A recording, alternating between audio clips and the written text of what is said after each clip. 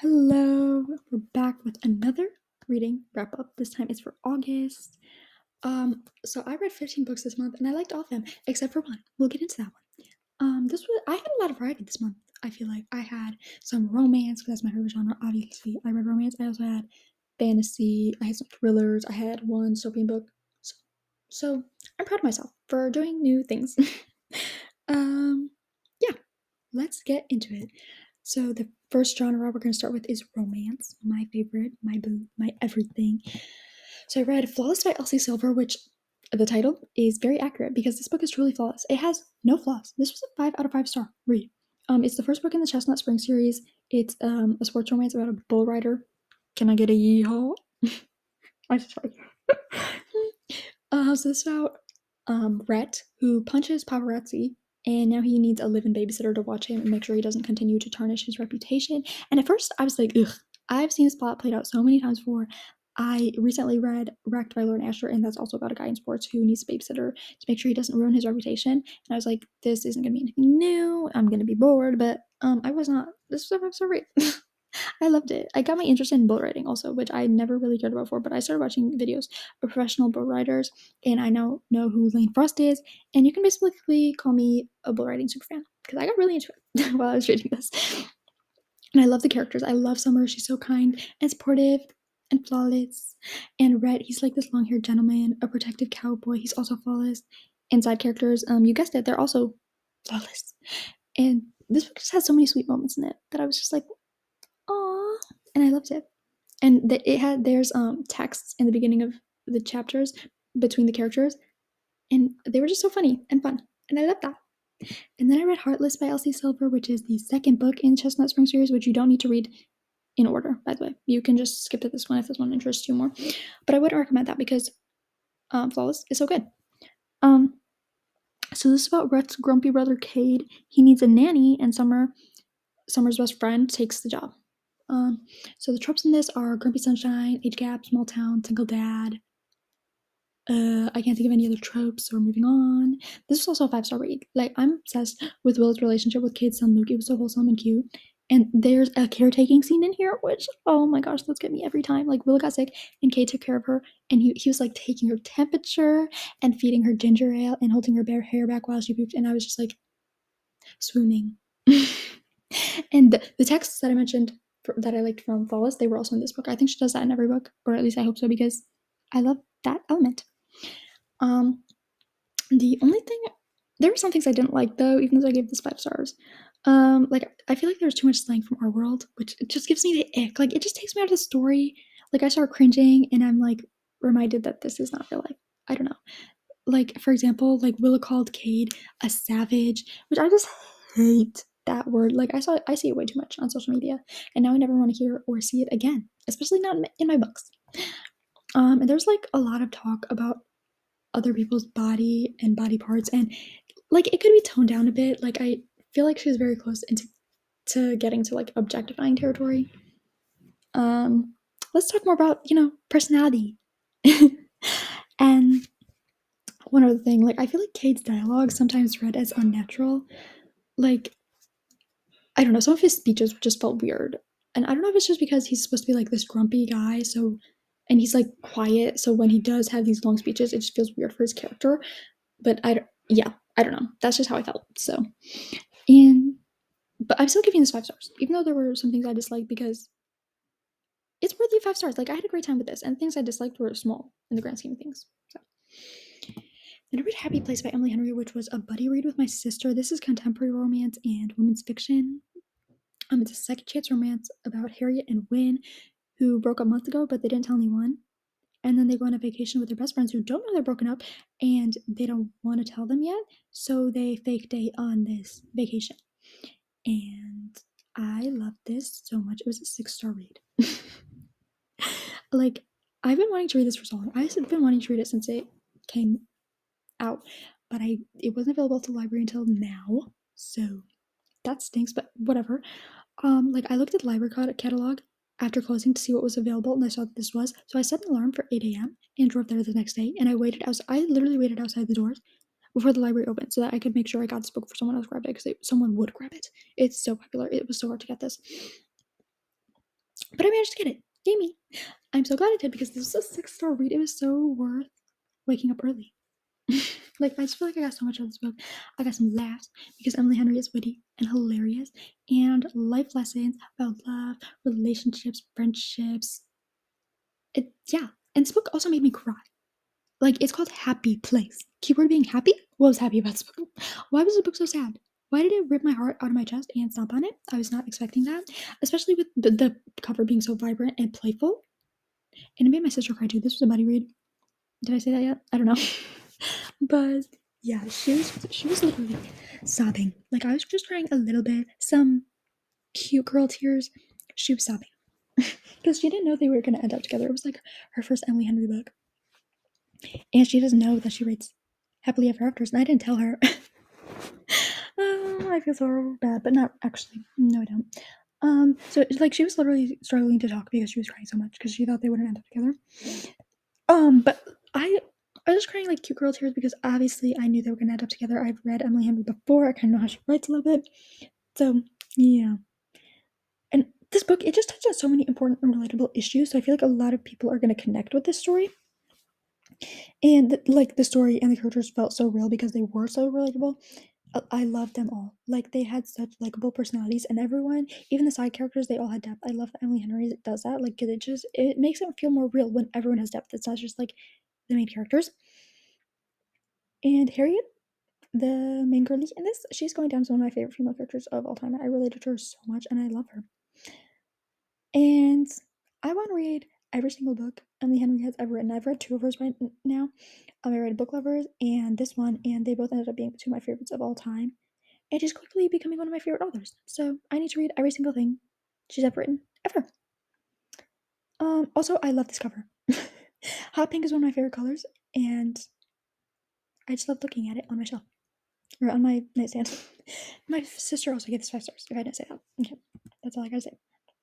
Then I read In 5 Years by Rebecca Serle. I don't know. This was a 2-star read. Remember how I said there's one book I didn't like this month? It's this one. In 5 years, I hope I have completely erased this book from my memory. I did not like it at all. I thought I'd like it because it got 3rd place in the Goodreads Awards, and I usually like the nominees, but no. This did not work for me. It's about a girl who she has her whole life planned out. She like knows who she wants her spouse to be, what her job is gonna be, where she wants to be, everything. But then she has a dream into the future, and she's with a man who isn't her husband, and she's not living where she thought she'd be, and everything's different. But then when she wakes up, she's back in her regular life. And then a couple years later, she meets the man from the dream. And like the blurb sounds cool. Like that premise, it sounds pretty dope.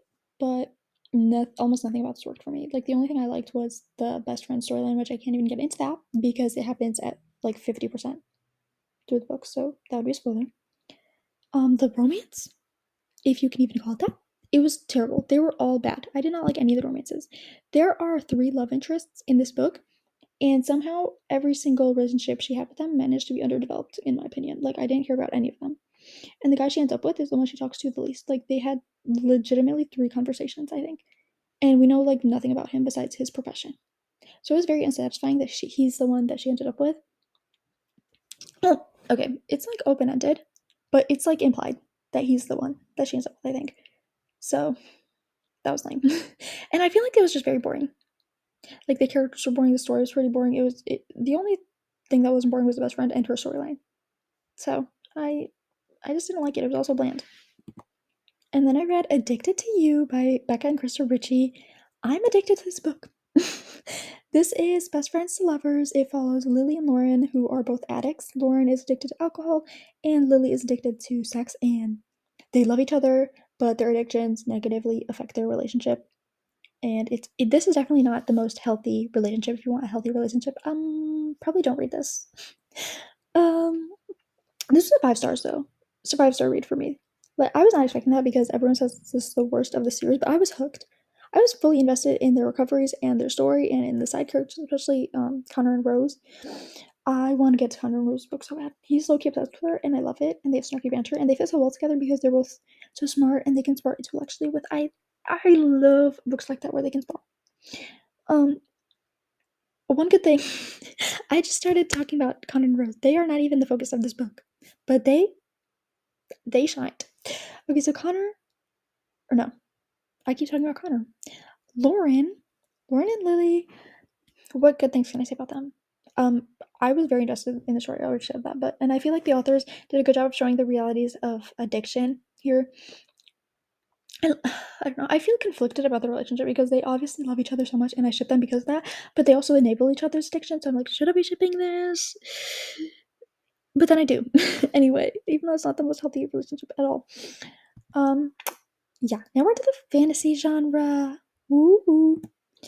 Okay, so the first one I read was The Hammer of Thor by Rick Riordan. This is the second book in the Magnus Chasing the Gods of Asgard trilogy. It is urban fantasy and Norse mythology. And by the way, if you're one of the people who judges adults for reading children's books, leave me alone, okay? Because sometimes it's just fun to read children's books.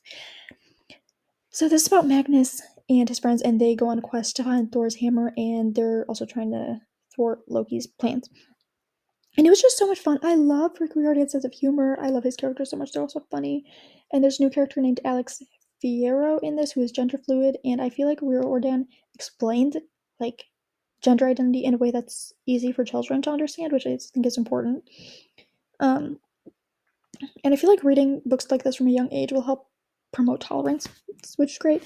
I also love the found family theme in this and the strong friendships. It's just overall a very fun and adventurous book. And then I read The Ship of the Dead by Rick Riordan. The letters are overlapping. I didn't even notice that. My bad. So the books have all been building up to a showdown between Magnus and Loki, and it happened in this one. This was a 5-star read, by the way. I don't know if I said that yet. Anyway, it was a 5-star read. I'm not going to discuss this much because everything I said about the second book can be applied to this one as well, like found family, strong friendships, all that. And I'd just be repeating everything I said, which would be annoying and repetitive. I just want to say that I love the Muslim representation in this book. Like, there's a side character named Samira who is Muslim, and her portrayal is so positive. And I just think that's important because there's so many negative and inaccurate depictions of Muslims, especially in the media. So I just loved that he had such a positive portrayal, and he was like tackling negative stereotypes and discrediting them. And it's just great that kids are being exposed to this, I think. And also, this book takes place while Ramadan is taking place, and so he's also like educating kids on Islamic culture, which is great. And then I read Go Hex Yourself by Jessica Clare. This one's adult fantasy, it's romantasy. So this is about a girl named Reggie who she answers an ad in the newspaper for a job about spellcraft, and Reggie thinks the ad is referencing this card game she plays called Spellcraft the Magic King, but it's actually about like actual real witchy spellcraft. And she ends up being a familiar for the witch, but she's totally new to witchcraft and she doesn't even believe in it. Um, and she gets into a romance with her boss's nephew, Ben, who is against the idea of hiring her, and he's like grumpy and rude to her because of it. But he eventually grows on her. Obviously, this is a romance. So this is like lighthearted, enemies lovers, Grumpy Sunshine. I gave this 5 stars. I thought it was really cute and I loved it.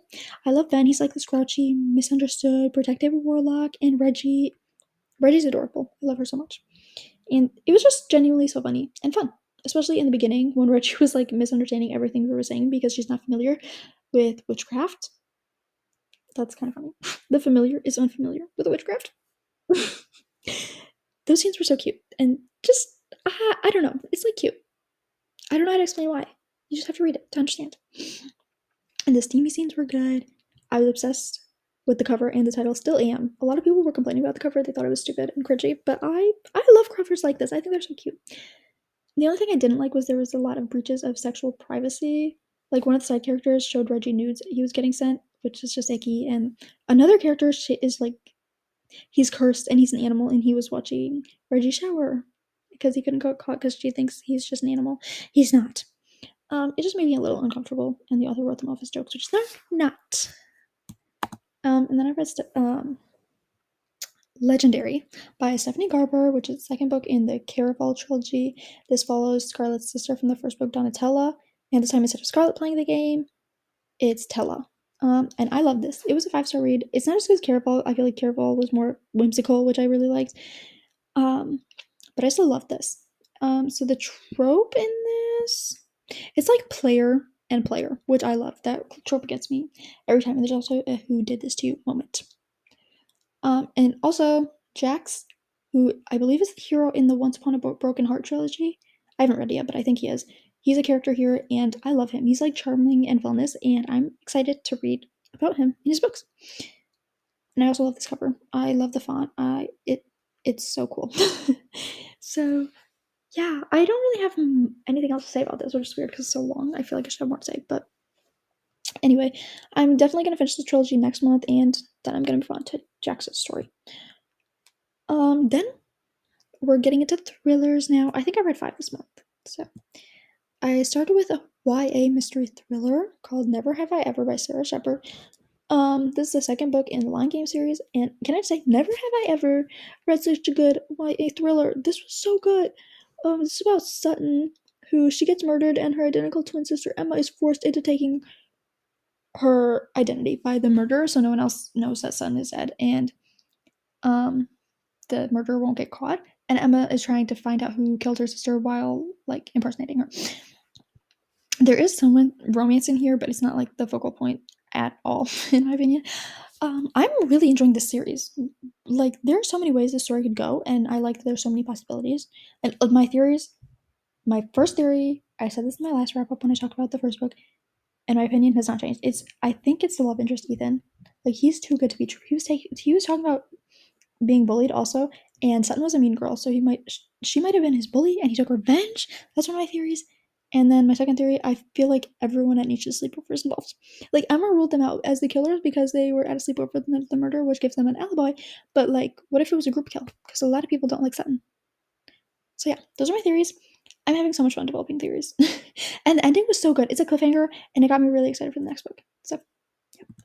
Then I read The Woman Cabin 10 by Ruth Ware.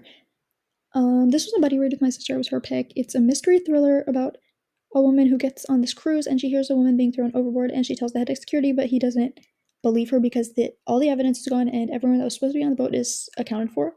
So the main character has to try to get to the bottom of it. This was a 4-star read for me. My sister gave it 3 stars.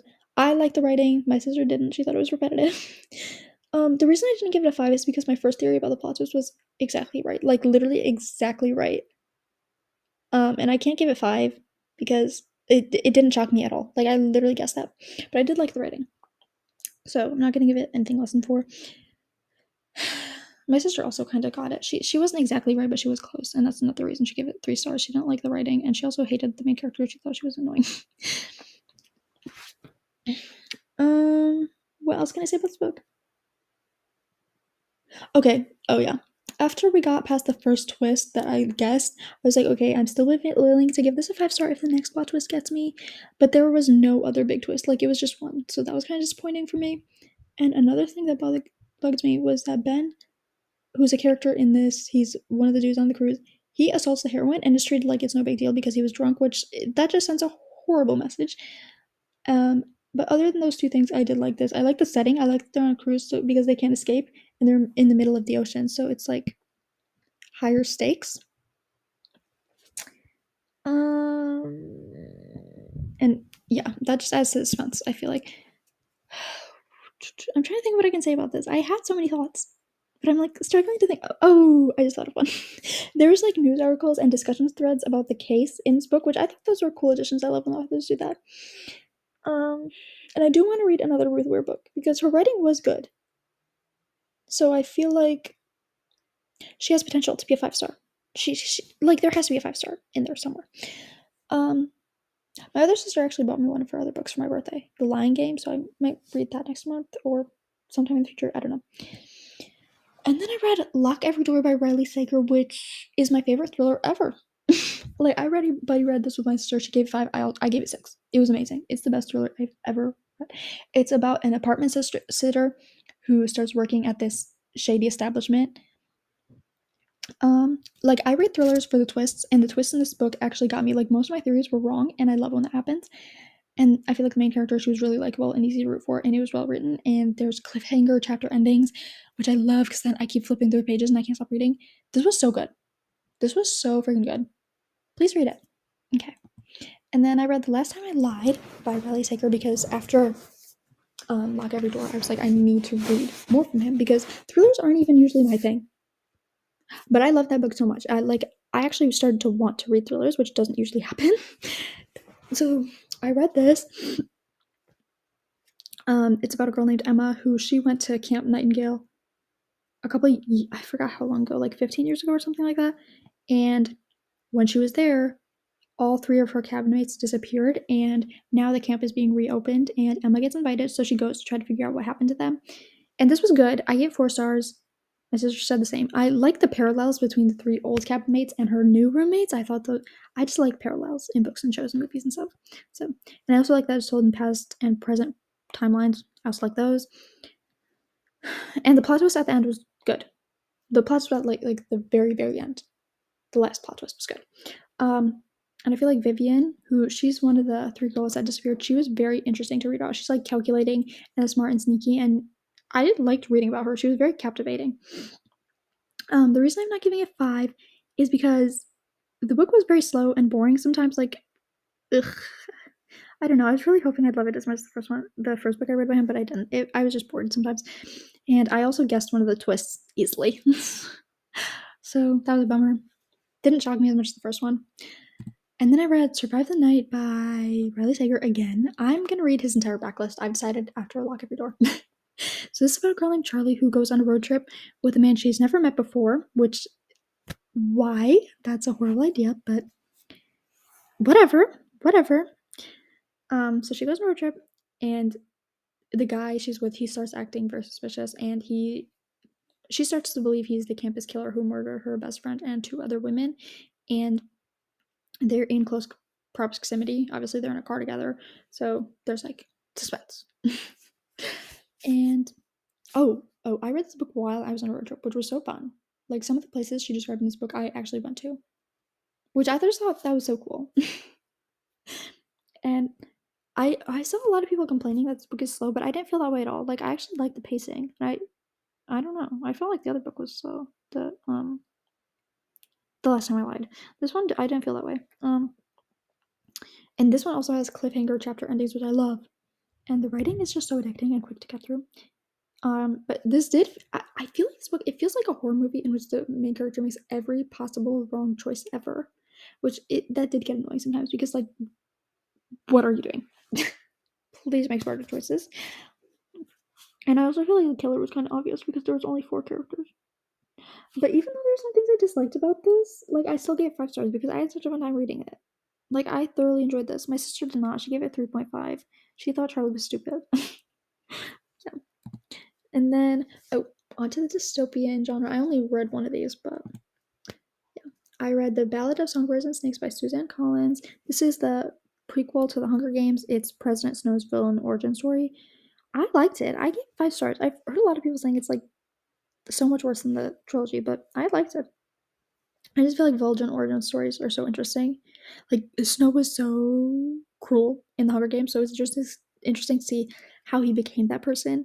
And when you start this book, he seems like a normal kid, and I was interested to see how that all changed. Like he didn't even really like the Games at first, which I was shocked to read that. He didn't even like them. And then it's just crazy that he went from being that kid to being the like biggest proponent of the games. And speaking of the games, they were just as exciting as ever in this book. Like I didn't think I would be as into them because we're watching them instead of being in them like we were in the Hunger Games, but I was wrong. Like I felt just as anxious watching Lucy in the games as I was watching Katniss. And there was some characters from the Hunger Games that appear here, with like Tigress, which I thought that was fun to see them. And we learned how the Coming to the Tree song came to be. And my favorite character, Sejanus, he was so cute and wholesome and pure, and I love him so much. And that's really all I got to say about that. So that's the reading wrap up for this month. I'll see you guys next month. Maybe I'll make more videos, not only wrap ups. I was been thinking that for the last like 2 months, and then I never do. But maybe this is the month. We'll see. Okay, bye bye.